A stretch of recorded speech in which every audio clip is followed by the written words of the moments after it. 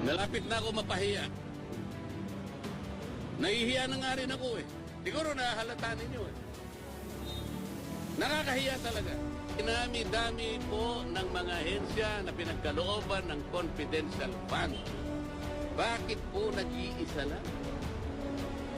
Bakit po paikot-ikot kayo sa nag-iisang ahensya? Wala na po ba kayong pakialam doon sa iba? Anong klaseng gawa dito? Paano tayo makakagawa ng isang matibay, ng isang katanggap-tanggap na investigasyon kung sa dinami-dami ng mga ahensyang nabigyan ng ganong klaseng pondo, isa lang ang tutugisin? Kaya nila ginagawa ito para sa impeachment. Isa sa paraan, baka sakaling makakuha siya. Hindi po ganun nga eh. Baliktad po ang nangyari eh. Hindi po kayo ang gagawa niyan. COA po, kung yun ang ating objective. Bakit isa lang inimbestigan natin? Ilang opisina ba ang merong confidential fund sa palagay nyo? May idea ba kayo? NGAs na lang, National Government Agencies. Ilan ba karami ang National Government Agencies? Palagay mo na lang 500. Okay? At yung kalahati nun, binigyan ng confidential fund, 250 yun. LGUs, sila lang LGUs. Mga mayors and gobernador. Palagay mo lang 1,000, kalahati nun, 500. O di 750 na yun. What about the GOCCs? Government-owned and controlled corporations, mga 300 yan. Kalahati na lang, 150. O palagay mo lang 1,000 na lang ang nabigyan na ahensya ng gobyerno. Bakit?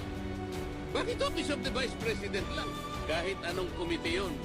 Kaya sabihin nilang hindi ako member, pwede ako magsalita at mag-participate. Kung pipigilan nila ako, di pa ba nyo naiintindihan kung anong klaseng procedure? Kung anong klaseng tuntunin na ang meron kami? Pang-17 taong ko na sa Congress, ngayon ko lang po nakita ang mga pangyayaring ito. Nalulungkot po ako, nagdaramdam ako, nai-stress ako kung bakit nangyari ito. Ito lamang pagdinig na ito in aid of legislation. Kayo po na nasa media, alam kong nalalaman na ninyo, hindi na po in aid of legislation. Kung totoo po na isinasaalang-alang namin yung paggasta at kailangan po natin busisiin, tama naman po yun. Lahat tayo katungkulan nating maging transparent, maging accountable. Ang tanong, ang House of Representatives po ba ang gaganap sa tungkulin ng Commission on Audit? Pagka gano'n, tanggalin na po natin ang COA sapagkat sila na po ang nag-o-audit. Wala po sa tungkulin namin ang mag-audit. Kung sasabihin nila, hindi kami nag-o-audit. Ang ginagawa namin is investigation in aid of legislation. Okay. Wala pong nagtataka sa atin kung bakit ang pinipilit na isolate lang, ang pinipilit na gisain lang, Office of the Vice President. At saka yung DepEd na kung saan ay naglingkod siya bilang secretary. Paano po yung iba? In aid of legislation po ba ito?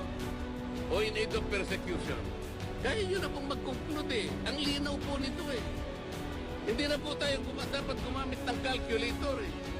Wala na pong computer na. Hindi niyo pa kayang i-memorize ito. Why are we isolating the Office of the Vice President? Kung confidential fund. Ano po ba yung Commission on Audit? Ito po ay independent constitutional body. Bakit kami po ang gumagawa? Tanungin po natin, sa Lunes po, ako po ay mag-a-attend ng hearing po, ipagpapatuloy po yata ang pagdinig tungkol sa bagay na ito. Pipilitin kong pumunta ron. Sana po'y walang mga away, sana po'y maging sensible, sana po ipakita nila the better arguments. Wala na po sana nagawa ng hopya para tayong lahat po ay masaya. Para lahat makinabang po ang taong bayan.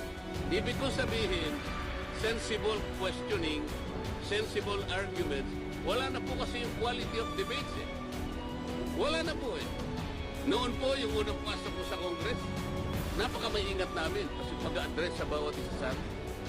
The Honorable Gentleman from Bohol, mga ganun kami. The Distinguished Congresswoman from Leyte. Ay ngayon po ito eh. Duduruin ka pa eh. Sabi pa ng isa. Sasamahan pa yung panlalaki ng mata eh. Are you rebuking this committee? Nakita po kayo ng gano'n. Nakakita na po kayo ng ganun. Ngayon ko lang po nakita, ewan ko po sa inyo, sa dami po ninyo, kung hindi po nyo nakikita ang nangyayari. Hindi po namin trabaho ang mag-audit. Yun pong audit observation memo o kaya notice of disallowance. By their very nature, ito po'y confidential. Confidential po eh. Bakit po ang House of Representatives kukunin nila po yung mga dokumento at sila mismo ang gagawa ng gawain ng COA?